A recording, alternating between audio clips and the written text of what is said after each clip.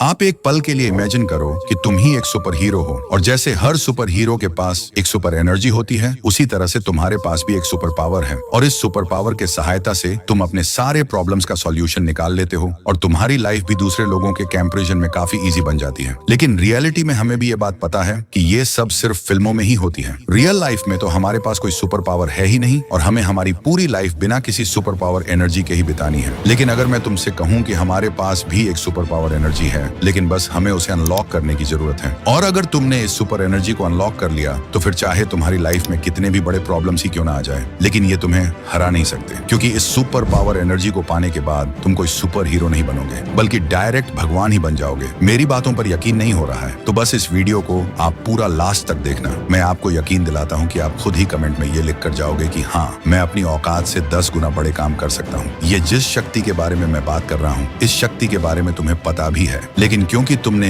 इस पर कभी भी अपना फोकस ही नहीं किया, इसलिए तुम्हें ये नहीं पता है कि इस शक्ति की असली पावर क्या है। चलो मैं तुम्हें इस शक्ति का एक रियल लाइफ उदाहरण देता हूँ। छत्रपति संभाजी महाराज, जिन्हें आप सभी जरूर जानते ही होंगे, इनके पास भी ये सुपर एनर्जी थी, जिनके कारण इन्होंने शेर का मुंह फाड़कर उसके दांत गिन लिए थे। हाँ, आपने बिल्कुल ठीक सुना, शेर का मुंह फाड़कर। आखिर उनमें इतनी शक्ति आई कहाँ से? आपको लग रहा होगा कि हो सकता है उनके शरीर के अंदर इतनी एनर्जी होगी कि उन्होंने ऐसा कर दिया, लेकिन मैंने तो ऐसे भी लोगों को देखा है जिनके पास एक ताकतवर शरीर होने के बाद भी वो एक कुत्ते से भी डर जाते हैं। पर जब औरंगजेब ने छत्रपति संभाजी महाराज को धोखे से बंदी बना लिया था, तो उसे बस संभाजी महाराज से अपनी बात मनवानी थी, और जिसके लिए उसने संभाजी महाराज को फिजिकली टॉर्चर किया। और ये कोई ऐसा वैसा टॉर्चर नहीं था। अगर नर्क में भी सजा मिलती होगी तो वो भी इतनी दर्दनाक नहीं होता होगा। औरंगजेब ने क्या नहीं किया था? उनके साथ आंखें फोड़ दी, नाखून नोच लिए गए, चमड़ी निकाल दी गई, और हर बार बस उनसे एक ही बात पूछा जाता कि मेरी बात मानेगा तू या नहीं। लेकिन हर बार उनका जवाब एक ही होता था कि नहीं मानूंगा, तुझे जो करना है वो कर ले।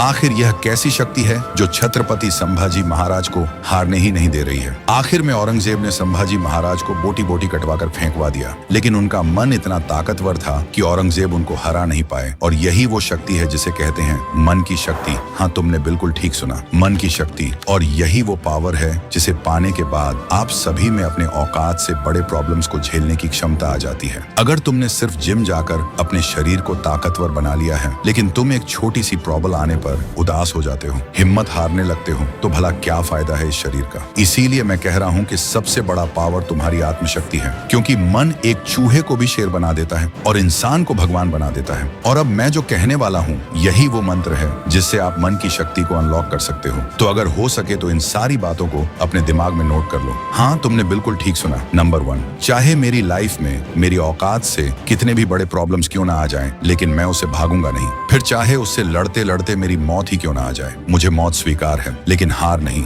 नंबर 2, अपनी पूरी जिंदगी में कभी भी अगर मुझको डिमोटिवेटेड फील होगा तो मैं उससे बचने के लिए अपने कंफर्ट जोन में या फिर किसी भी नशे के पीछे नहीं जाऊंगा। नंबर 3, अगर अपने आप को पहचानने से हमारे सारे दुख दर्द खत्म होंगे और मेरा मन ताकतवर बनेगा, तो मैं अपने आप को जरूर जानूंगा। अब मैंने तुमको वो सारी चीजें बता दी हैं जो तुम्हारे मन को एक अलग तरीके से पावरफुल बनाने में तुम्हारी पूरी मदद करेगी। और अगर तुम तैयार हो अपने मन की शक्ति को अमल करने के लिए, तो कमेंट में जरूर लिख कर जाना, I am ready to unlock the super power. और आगे मैं इससे भी अच्छे अच्छे कंटेंट लाने वाला हूँ। लेकिन अगर तुम चाहते हो कि यह वीडियो हर एक इंसान तक पहुँचे जिसको इसकी जरूरत है, तो उसके लिए इस वीडियो को आप सभी ज्यादा से ज्यादा प्यार और सपोर्ट दे। धन्यवाद।